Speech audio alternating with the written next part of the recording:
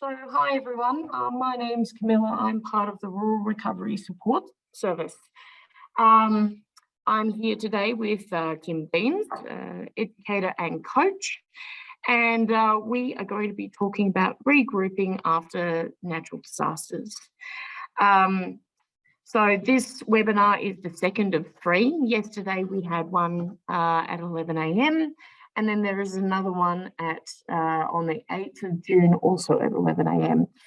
You will receive all three recordings if you have registered with us over the time frame, and everything will be available at the end. So I will make sure I send that out. If you need anything in between times, please feel free to send us an email. And I'm sure we can put you in contact with Kim if you have any specific questions. So to kick off today, I would like to firstly acknowledge any First Nations people that may be in the session today. I am on Wiradjuri lands, and I would like to pay my respects to elders past, present and emerging for their continuing culture, strength and resilience. So Kim is a coach and educator who works with land managers to create resilient and regenerative and profitable farming systems, and has experienced her own natural disasters.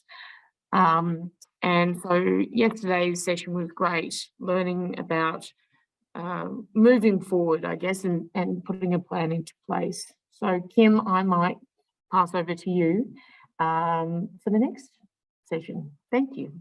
Thanks, Camilla, and thanks again for having me. It's a great opportunity to share some tools that I hope will be really useful to those of you, whether you're going through natural disaster recovery or you're supporting others who are working through this journey as well. I really encourage you today to use the chat box, get interactive. It'd be great if you could share your location and anything you'd like, coming into this webinar, interested in learning today, that we can address that at the end of the session. If questions or comments arise as we work through the presentation, also you're welcome to share those in the chat box.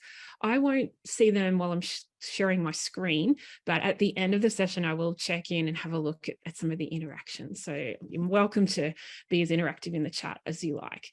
I'd also just like to acknowledge again today that I realise many at present are still reeling from natural disasters and recent weather events and continuing to live in a lot of uncertainty. So, we've always, that's probably really heightened our sense of awareness and vigilance at the moment.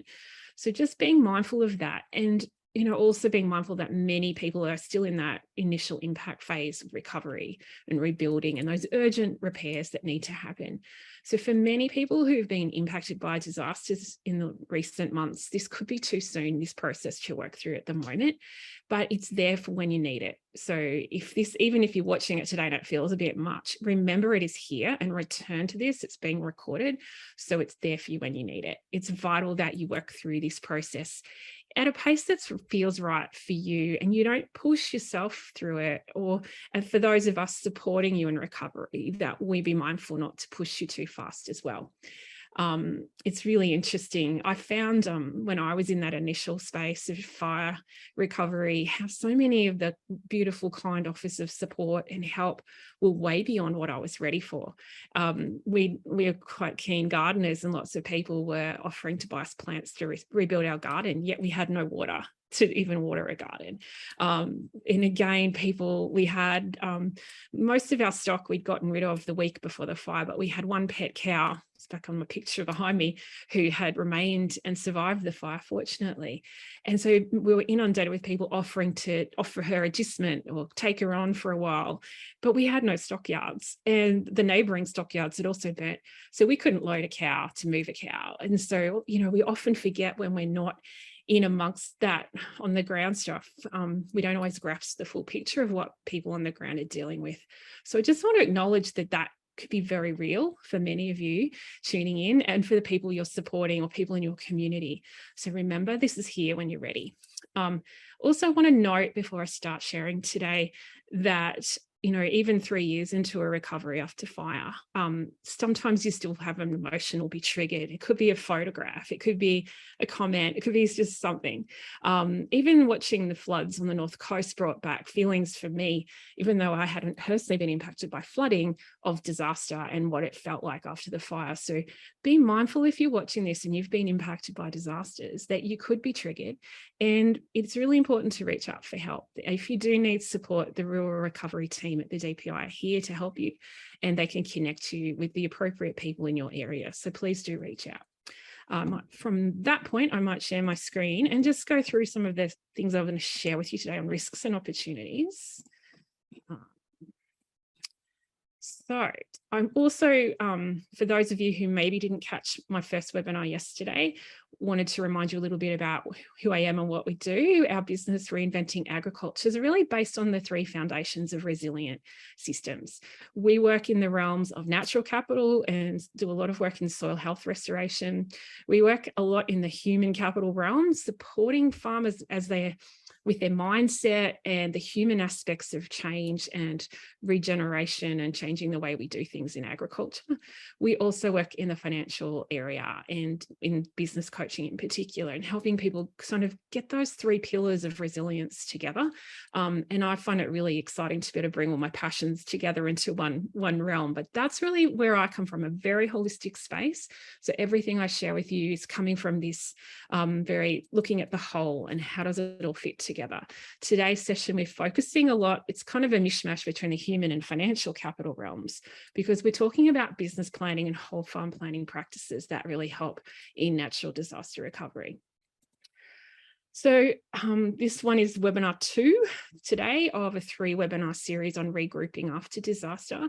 Today, we're talking about risks and opportunities. And yesterday we were looking at planning for success.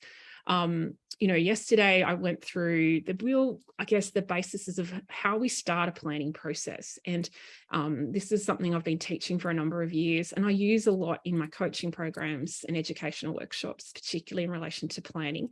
We looked at how we work out what our vision is for our business. When we start to regroup, it's firstly stepping into a space of where do we want to be. Also, remembering to think about our values, our guiding principles, and that really define what is most important to us, because that's really helpful when we're going through a regrouping, rebuilding phase in our business to help us work out what options are best for us. Then we looked at goal setting and action planning. So the achievements and the steps we need to take to achieve the goals and the vision. Now, these goals and actions will continue to evolve through each webinar, and I hope that you will keep updating your plan. You do have a workbook that you can download and work through a lot of the things we're talking about today. And on all of the webinars in one workbook. So, hopefully you'll keep coming back to those steps and refreshing them with things as they come to mind. But really it's about, yesterday was those foundations, I guess, of the planning process and how you develop your roadmap for the journey ahead. When we operate our business without a plan, it's like heading off on a journey with no roadmap, or I sometimes think of relying on a GPS in a rural area where it really doesn't work well. Although lately I've been quite surprised, the GPSs haven't got me too lost. But you never know where you're going to end up if you don't have a bit of a roadmap for your business. And if you like going off on an adventure with no roadmap, that's fine. And in a business, if you had unlimited time, energy, and money to throw at that journey, that would be fine. But we're often limited in some of those capacities. We don't always have unlimited resources. So it's really important to have a plan to kind of help us, be efficient and use our resources well to get to where we want to be. I often share a story, this is going back a few years now, but my son, who's now 23, when he was 12, he achieved his goal of getting to state athletics in Sydney. And I ended up taking 3 12-year-olds to Sydney for athletics in his relay team. And I remember being hesitant to use a GPS. They were just starting to come in, and I'm like, I want to use a map because I don't want to lose my ability to find my way. Anyway, I use GPS now, but back then I was resisting it. So I printed out some maps off the internet for where we had to get to at Homebush in Sydney, passed them to the 12-year-old son. He and I are not Sydney we don't go to Sydney much at all. I avoid Sydney if I can. So past the 12-year-old the maps, he navigated us exactly to where we needed to go because he had a clear set of directions. So, you know, when you've got a clear roadmap, even a 12-year-old can get you to Sydney through all the traffic. And it's the same in our business. If we don't clarify what we want or where we're going, something or someone else will. So you can either decide, you can either wake up every one morning wondering how on earth you got there, or you can take charge now and start to chart your own course for the journey ahead. So this is really the foundations we laid yesterday with there. Today we're looking at risks and opportunities.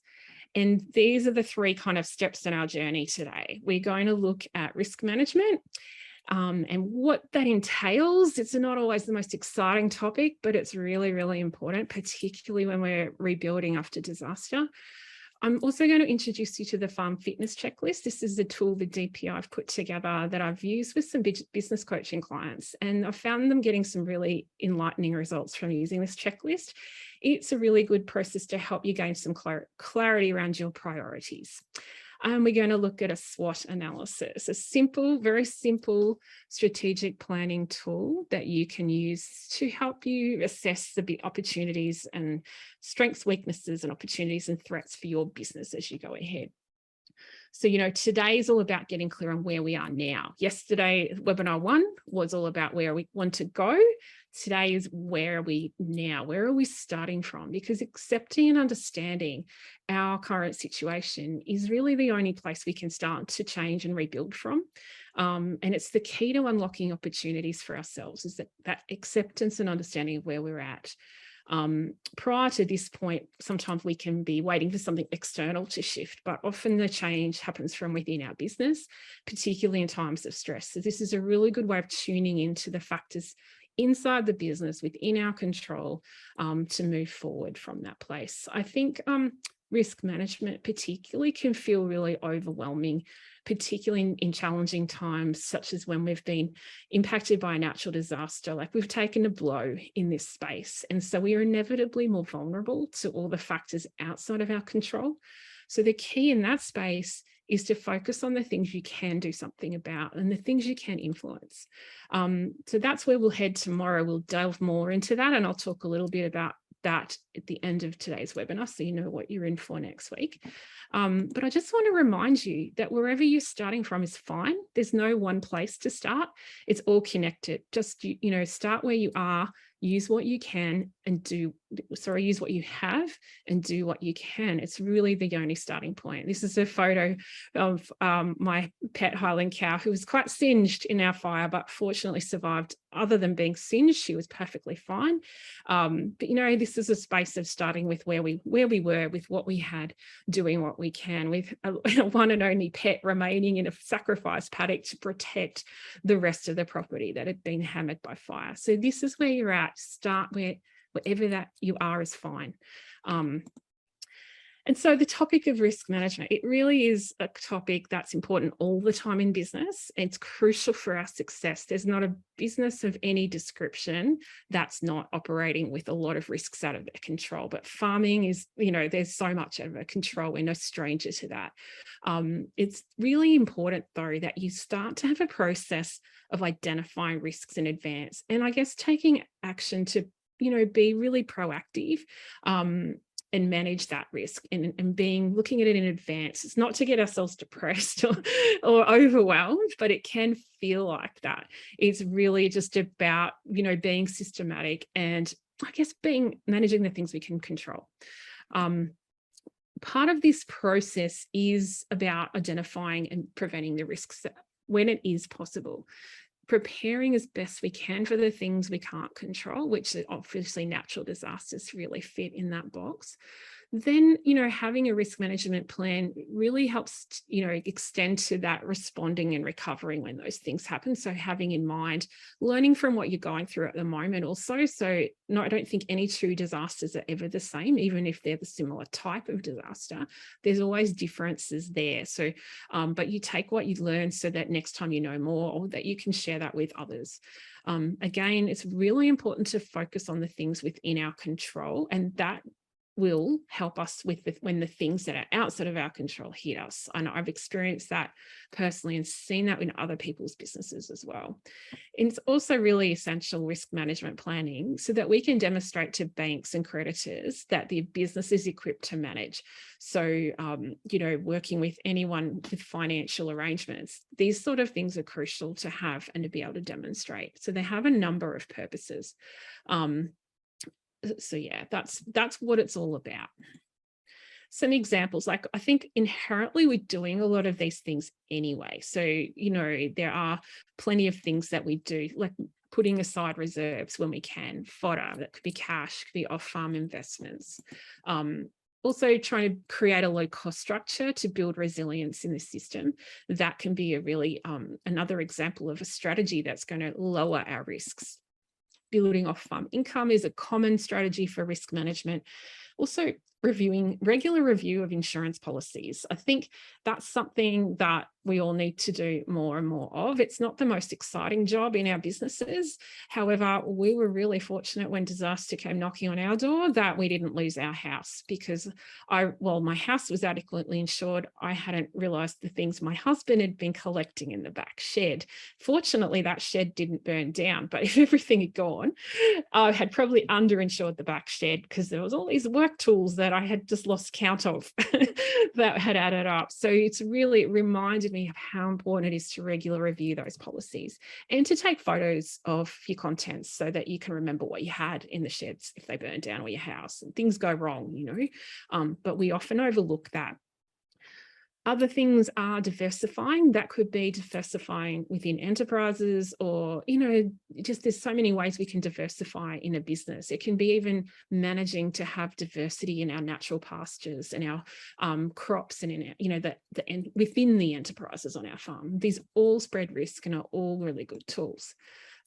Looking at our equity in our business is really important, and also improving biodiversity and improving the ecosystem. So like our ecology on our farm, our natural capital base really does build in resilience. And it's a risk management strategy when we experience climatic extremes. The other one that I think I added this in yesterday when I was reviewing my notes is also prioritizing communication within our businesses. It's really vital that we learn to work with the human elements of risk in a business because so many businesses fail due to relationship breakdown, which is always about communication. So, you know, these are all examples of how we can build in these processes into our business. And you may be doing some or all of those now already, but if you're not, there's just some nice little reminders there. And today could be full of a few gentle prods and reminders for you of things to think about. The one thing that's really interesting when we look at risk though, and I think you'll all probably have some relationship with these, is our attitude to risk. You know, the way we manage risk in our business is highly influenced by our personal attitudes and our values a little bit too. Our prior experiences come into this, as well as, I guess, you know, how tightly we're running, you know, how close to the wind do we fly with our financials, for example, you know, but I just so often see people within a business with different attitudes to risk. We often see people who can be quite risk averse. They're very cautious and they'll trade off profit for a safer bet because they just don't want to lose anything, you know, and that can be quite common to see. Others are fairly neutral. I often see people seem to be one extreme or the other, but there are people that are fairly risk neutral in their business, but I often see the combination of risk aversity and risk seeking, and sometimes within the same business. So when we're quite comfortable with risk, we're willing to risk a loss for potential higher gains, you know. These can be quite interesting to navigate within a business, but just take a note and think about where you might sit in that scale. And you might even have different attitudes depending on what the risk is. This is all perfectly normal. It's just something to be aware of.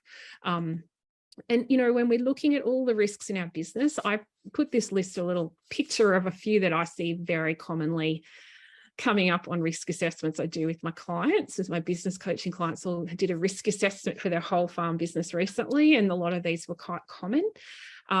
You might take a note of these because, you know, you can do a whole farm risk assessment, or you can just brainstorm the risks that you believe you're managing. Sometimes when we're brainstorming ourselves without other lists to look at, we can miss stuff. We sometimes can't see the wood for the trees. So, you know, it's good to have a think about it, and you'll get a copy of these slides so you can come back and just check some of the common risks that are hitting agricultural businesses all the time.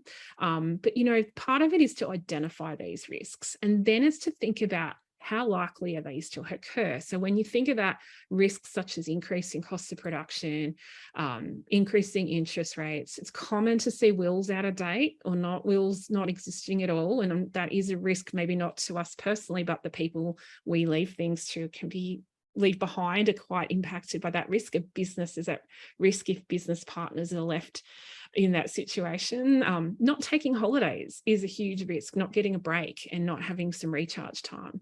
So, you know, there's plenty of different risks with managing, but when you start to identify those risks, then you can prioritize them. So you can go look at how likely it is to occur, and you can give it a rating. And as you can see from the numbers on this slide, the more likely it is, the higher score it gets. So number 5, if that risk's almost certain. Then you think about it, how big an impact would that have on your business if it occurred? Would it, you know, be low, medium or high? And you give them a number score. So then you can multiply the likelihood by the impact, and then see which are the most likely, highest impact risks that you have faced within your business, and you should be prioritizing those.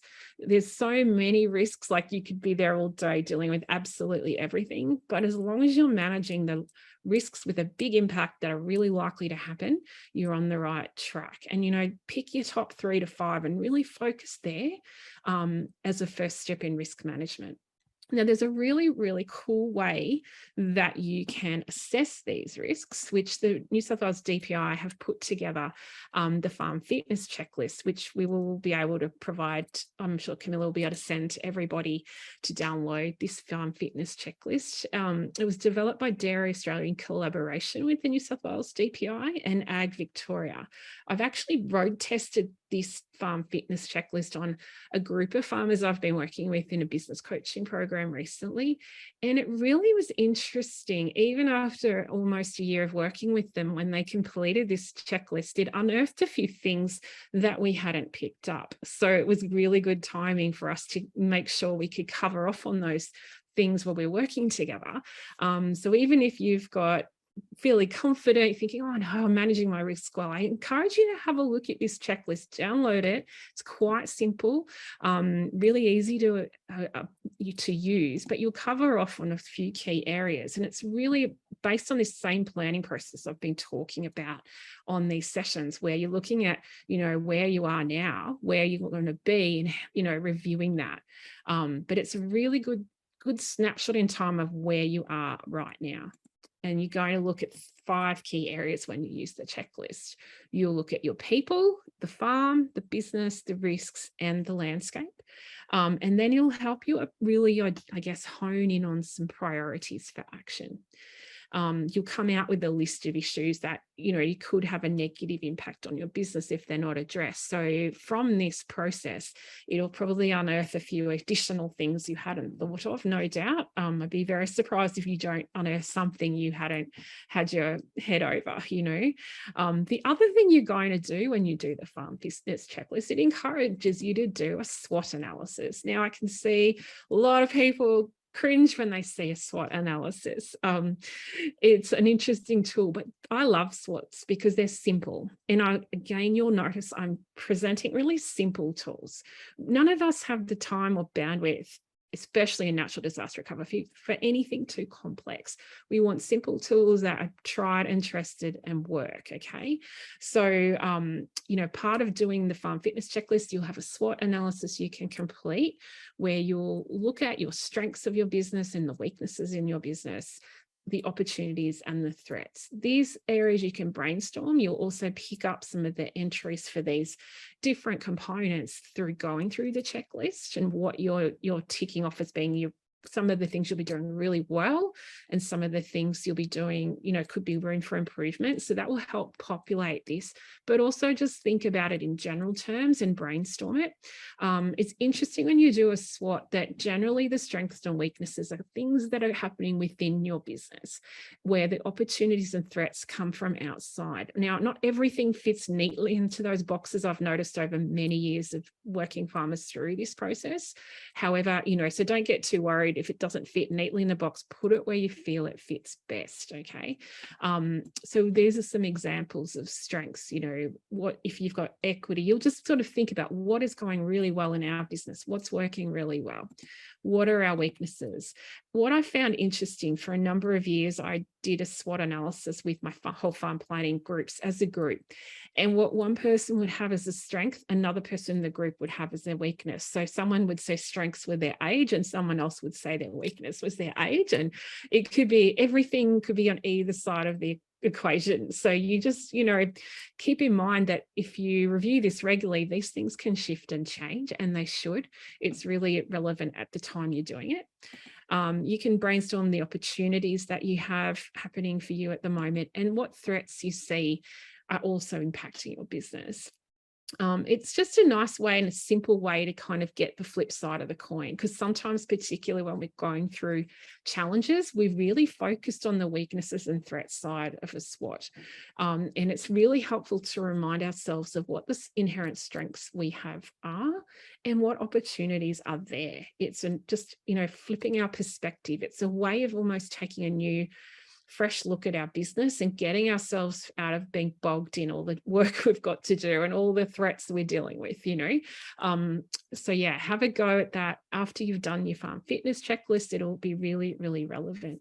And I guess the main thing when you're doing a SWOT analysis is not to approach it just as a tick box exercise. Like a lot of business plans I've seen over the years have been sat on shelves, and someone say, oh yeah, I've got a business plan, it's on the shelf, and we'll bring it down and it's never been looked at again. Some people I've seen have spent a lot of money for somebody else to help them do a business plan. But plans are really meant to be working documents. They're not meant to just sit on a shelf. If you actually do this, you never look at it again, you're wasting your time. It's, if you're going to spend the time doing this, you need to build in a regular review process. And that's where the rubber hits the road. You get out of it what you put into it. So see it as a working, evolving document that's never finished, and get it out and review it, at a time frame that suits you. You don't have to be looking at it every day, but, think about, I'll review this every quarter, or will I review it, when you've got your regrouping plan, you might want to review it every month just to keep yourself on track. So it's really, really important, I guess, to do that. These tools work when we use them. They are not a waste of time when we use them. So make it work for you and actually, come back, review and use it. Now, the way to use a SWOT is not to just stop here and brainstorm. The next steps are really important.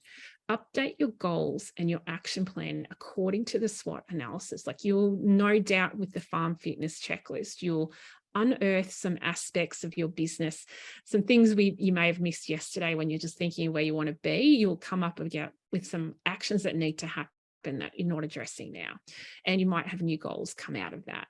But it's also really important to use the SWOT and start to ask these key questions. How can we use our strengths to take advantage of the opportunities that are there? How do they align? Or how can we use our strengths to reduce the likelihood and impact of threats? You can also think about how you overcome any weaknesses to take advantage of opportunities, or address them to address your weaknesses to reduce the threats that you're faced with. So, just delving a little deeper, not just tick boxing, look at this as a way of just fleshing out some ideas, getting them down on paper. We talked a lot yesterday in webinar 1 about how important it is to write things down and how that helps us get really clear. So sort of using these questions is also a way of getting more clear, and it's actually using some of these planning tools, not just for planning's sake. I'm really not a fan of planning for planning's sake. I personally plan and use it, and if something I don't use, I just only plan what I'm going to do and use, and it works. And I really believe there's no perfect plan for everybody. We all have unique planning styles and ways of operating in our business and the world where things work for us. Some people like a lot of detail, and some people need to have it short and sweet and to the point, and a one-page plan is all they need. So you really have to make these tools work for you and find the ways of planning and working through your regrouping plan that are going to make the most sense to you. If you need a lot of detail, you can add even more detail into this.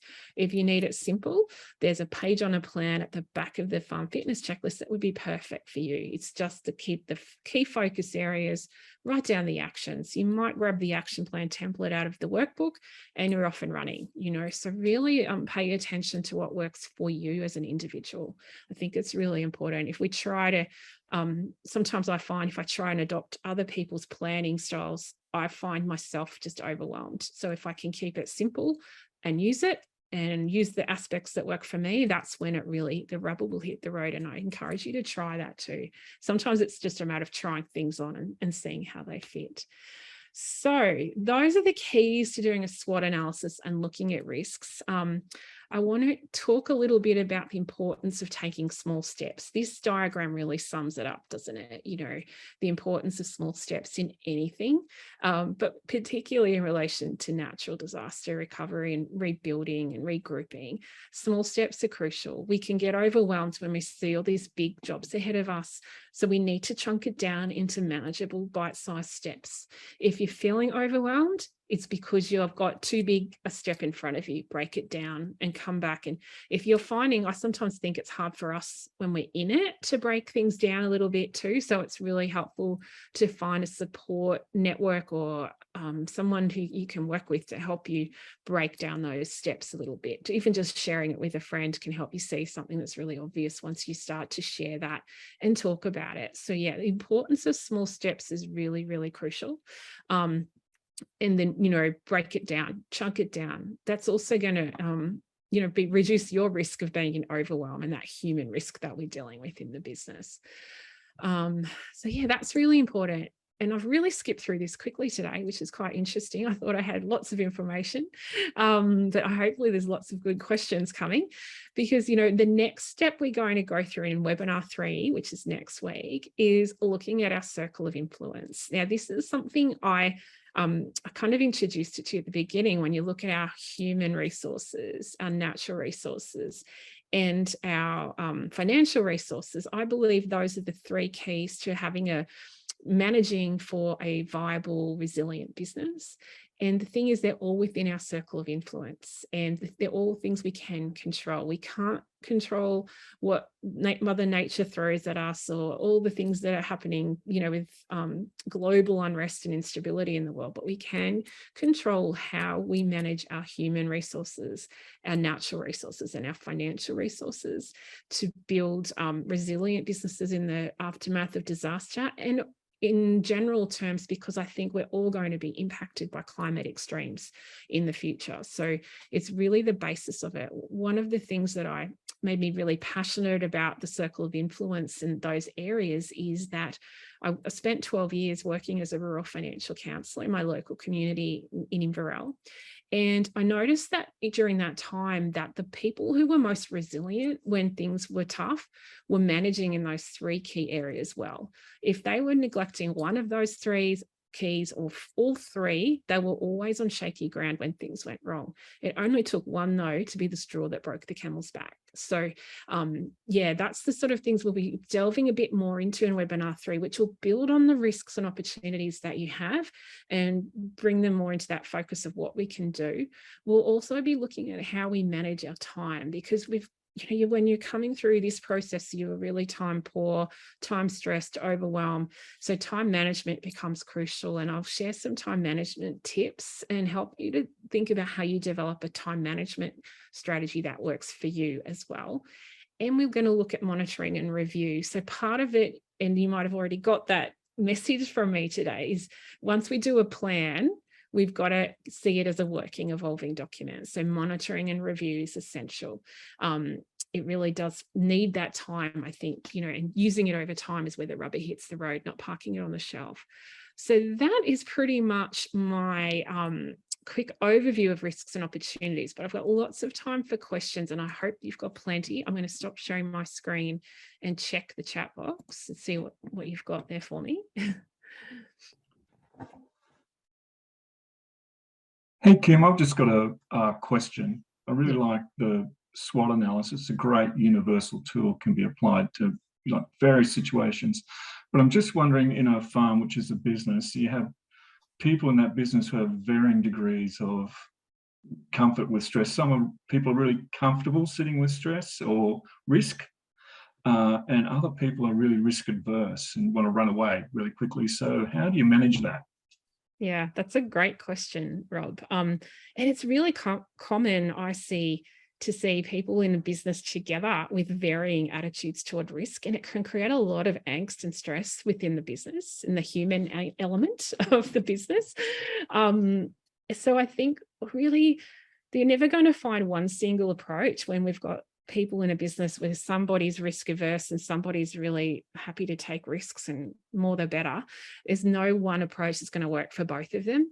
But I think if you can come back to really getting good support with the financial aspects of the business, like using financial tools to make informed decisions rather than focusing on which of the people is right or wrong in this instance, because you won't know that without the benefit of hindsight. So I think if you can then use a good cash flow budget built on really solid projections, not going with the risk averse who'll be really conservative and the risk taker will be really a positive, find a nice neutral cash flow projection to use to scenario test options. So whatever it is that's, you're looking at, if you can use that and see the reality of how it looks on paper and focus on informed decisions rather than getting caught up in right, wrong, should we do this, should we do that? Yeah, because it is really common to have that dynamic in businesses. I see it's also interesting when you have two people with a similar attitude towards risk.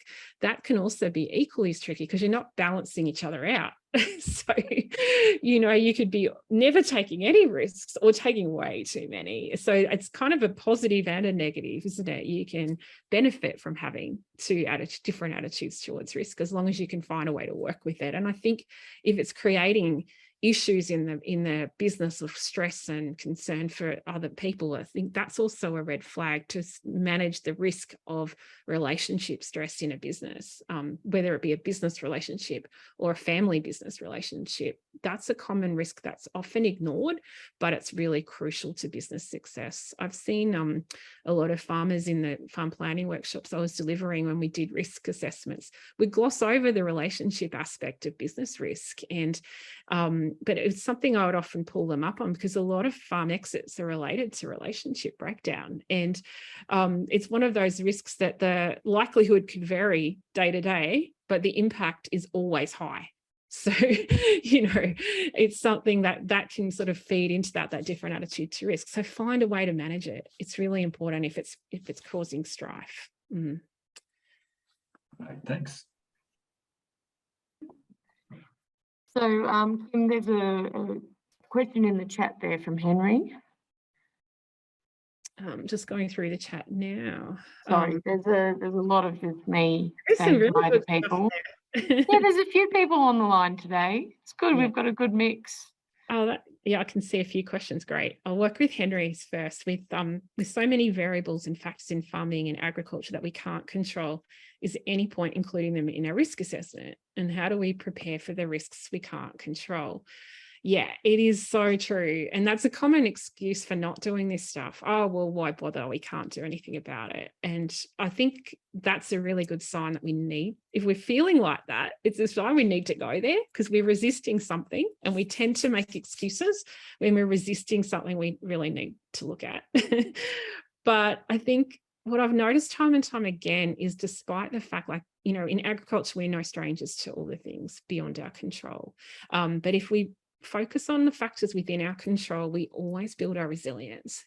And I've seen it with clients. I've seen it personally. I've seen it in so many guises that I'm more and more passionate about this all the time, which is really what we'll delve into in webinar 3 on Circle of Influence. But it makes such a difference when you build financial resources and you understand your financial management and you manage for that, you have the processes in place to deal with creditors and things when things go wrong. You have the processes in place to do a cash flow and take out the whatever the disaster's knocked out of the equation and see what options you have, and then go with information quickly and strategically to lenders so that you can map out a plan ahead.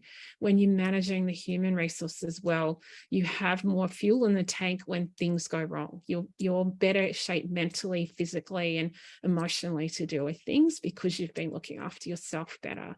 And the same with our natural capital. When we look after our soil and our water cycles and everything in the natural capital arena, not for capital's sake, but our natural resources sake, we're always going to bounce back quicker. And the farmers, I've worked with a number of farmers who came through the last horrible drought, who are focusing on prioritizing soil, and they were the ones restocking early. They destocked early, they restocked early before prices rose, and it doesn't make the situation easy, but they had more options and their landscape bounced back quicker and had more resilience to the things that went wrong. So I think it is really just keeping focus on those things. They do matter. It doesn't mean that any of these things that happen that are outside of our control are easy.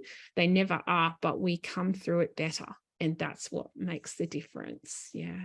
So Kim, you made a comment about business plans and how that they're sort of like a live document. Mm-hmm. How do you keep it fresh? I mean, the thing is that building a business plan, you have all these great ideas, but sometimes the motivation kind of wanes as you go through this process, and it can be hard, especially if you're by yourself or in a partnership and you get sort of pulled into the operational side of the business. How do you manage that, I guess? And do you need to refresh your SWOT every couple of years because your circumstances changed? Or how often should you be doing this reviewing sort of stuff? Yeah, that's a good question. Thank you. It's one of the things that we all face, isn't it? That we don't operate our businesses because we enjoy monitoring. Operate whatever our business is, we operate it because we love the aspect of the doing in the business. Like it's that, whether we're farming or we're selling something or we're coaching like me, we're doing because we love the doing. But if we don't come back to the actual business strategy, we can wake up one day and wonder where we've got and how we've got there. So to keep it fresh, I find I keep it a simple process, not overwhelming. Makes me find it easier to make the time to do it. So my business plans that I use are always simple and to the point, and I've cut out the stuff that I don't like and I focus on what works for me. But that's just been a process of evolving. And what's kept me going though was that I got results and I saw it. So if you don't review, you don't see the results. You don't see that you've achieved your goals. I've been working with some farmers now for 9 months, and they all set goals at the beginning of the program, and most of those have been achieved within 9 months. But if we don't go back and look, we're still focused on the next goal. We're not celebrating what we've already done. So it is that matter of once you start to see this works, and why I do it is because I know it works. And I can reassess what didn't work. Oh, and that's why. Is that still really relevant, or is it because it's no longer relevant to where it needs to be? So I think it is really to keep it simple, carve out a time and actually put the time in your schedule to do it, or you just never get there. Like always other things pop up and become important and urgent on us. And we'll talk about time management and what's important versus what's urgent in webinar 3, but it is really important to put that time in and say, right, I'm going to review this at the end of the month, or I'm going to review this at the end of the quarter, and put a note where you'll see it, a reminder, and do it. Follow up, because we often don't keep our commitments to ourselves. Share that commitment. Sometimes finding an accountability person can work really well because you're keeping each other accountable. Someone's checking in and saying, have you reviewed your plan yet? How are those goals going? And it really does help. Like we talked about goal setting yesterday, but it's, I guess, keeping it fresh is, don't make it too clunky and boring. Make it fun. Some farmers I know actually set aside a time where they go off-site and they have a business meeting at their accountant's office or at a cafe in town, and they go and cater for it and make it a really regular part of the routine, but it's also related to something fun, like going and getting a nice meal, and we'll look at our business plan, I'll get a coffee, let's have a look at it.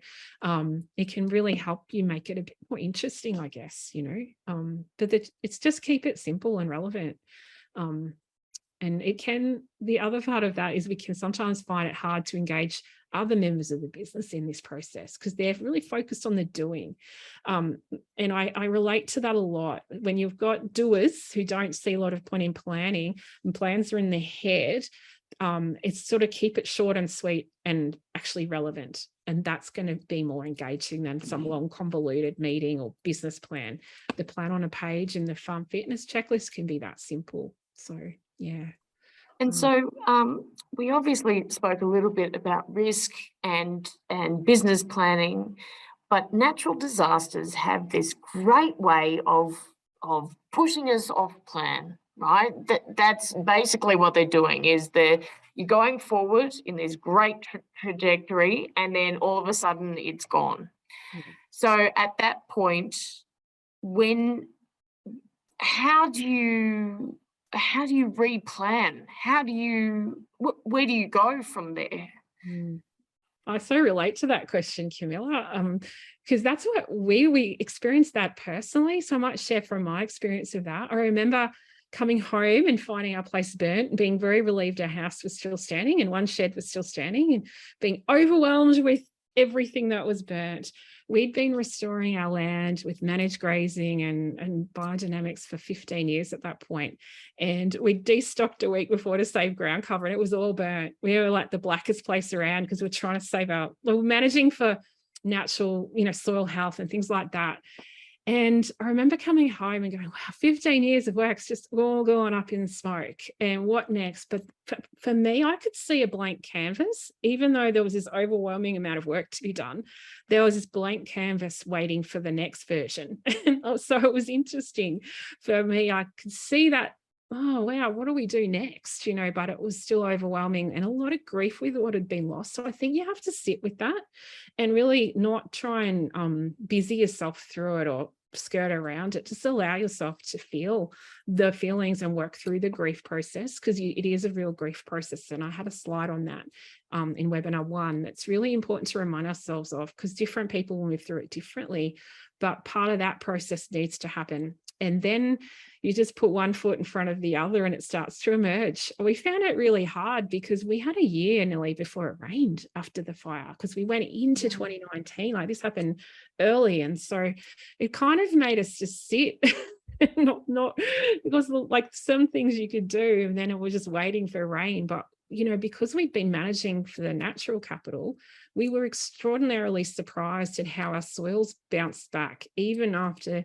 a year of drought following a fire and really limited ground cover. Our soils still absorbed water. They didn't blow in the dust. And we started to get heartened again that, no, it wasn't all for nothing. But it really is about regrouping, isn't it? And you do get thrown off course. I think you've got to let time work its magic, and you eventually find a way forward. And it doesn't have to be what it was before. You can change. You can I looked for the things we could make better and focused on that. But there was a lot of things that you just got incredibly frustrated by because they were gone. And we only thought of something last week that we'd gone that we'd only missed in 3 years. You just, that must have burnt, Then you imagine that is the same in floods. That's gone. And you don't even realize. So you just got to be patient with yourself. It really does, I guess, bring back what's most important to us, though, doesn't it? Yeah, so Josh has asked a question and it says, do you have any tips for those who have been affected by multiple disasters? And, we're seeing that a lot in Lismore at the moment, sort of consecutive years or 2 events that happen in the same year, and you've just started possibly rebuilding, and then you get knocked back down again. And how do you do that? You walked onto your property and you saw a positive space, but it can be really hard to bring that mindset up when you have been working on it for years and years and years, like you say, and go, well, I'm done. Yeah. I don't know. It's hard. It's really hard. It is. And my heart goes out to people. I've got friends that live over on the coast that I've been in conversation with, and even to hear the stories of hearing rain on the roof and having almost post-traumatic stress from that. And I related to that because I think after our fire, I saw smoke in the distance. When the fire started again in August that year, I was getting kind of really anxious from that, and I was like, no, surely not again, you know. And so I think we have to really, in that space, prioritize our own mental well-being and really go and get help, like go and find people to talk to. I always say, seek out assistance so you stay well, not wait till you're falling in a heap, because that's a real sign. If we're getting hit by multiple events that are out of our control, we are really needing to kind of look after ourselves more than ever, and our mental capacity and bandwidth. And there is a lot of post-traumatic stress, I think, that goes with disaster recovery. And a lot of the people I speak to, even people who have been spared from fires and floods, but have been through that record-breaking drought, I think have a lot of post-traumatic stress from that as well. So I think it's really important that we acknowledge that we're human and that there is an emotional aspect to recovery that it's, you know, that we can work through and seek support with. There's a lot of, you know, different people who can support you on that journey, but I can't emphasize that enough, because what's going to get ourselves through it is those internal resources. And that helps us to, we can't see the opportunities if we're really not coping. So yeah, look after yourself as a priority. Yeah. I have one final question, if that's okay. And I guess the thing is that, yes, you have, if you've been affected by disaster and you are emotionally not great, other things that can influence that is the fact that you can't earn $1 off your land anymore, right? And so your financial position is not, well, you just don't know, right? There's so much information. There are grants and resources, but you don't know really where to start. How do you even start to think about trying to fix your family and put food on the table and go from there without the resources that you kind of need to rebuild your business and start restocking and all of that sort of thing? That's where the amazing support of the Rural Financial Counselling Service comes in, which is close to my heart of having worked there for a number of years. But that's really, like, Australian farmers are so lucky to have the support services. I've worked with colleagues internationally in the last few years, some that work in New Zealand and the States, and those countries don't have the support like this. We are so lucky to be able to go and sit down with those people, and also the Rural Support Service, Recovery Support Service guys as well, for your referrals. So, you know, you all have these amazing resources to tap into that can help you unravel all of these things. Because when you're in a state of overwhelm, it can be really hard to look at the financial aspects of your business. And I noticed when I was rural financial counselling that farmers who would normally come to me with a lot of financial information for me to have a look at were coming with nothing when they were in overwhelm and stress. And then I would help them put that together, because their capacity was gone through the stress that they were managing, and even being concerned about the financials can tip you into that stress because it's survival mode. So yeah, tap into those support services. You don't have to do it alone. And it's always, two heads are always better than one. Often it's amazing what we miss when we're in stress, because we just in such a tunnel vision, and we, you know, need someone to be able to help us see the big picture and step back and find the opportunities that are there. And, you know, sometimes the stress is very, very real. And sometimes we can be talking ourselves into stress where there's options for improvement and we just can't see them. So you go and get help and they'll help you figure it out. Yeah. I know it's hard asking for help sometimes, but there's definitely, the help is there to be utilised, and that's what it's there for. So yeah. And the earlier you ask for help, the better, more options you have. Yeah. So, you know, and also when you're coping with multiple disasters, getting support for yourself sooner rather than later means you don't have to fall in a heap. You know, like, get support early to keep you well. Yeah. And if you're even not sure about it, just do it.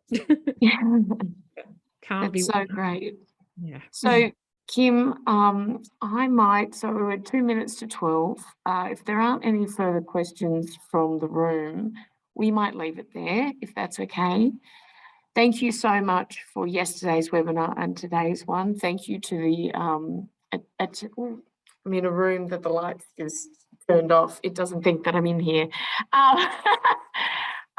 Thank you so much for all the attendees for coming and bringing your questions.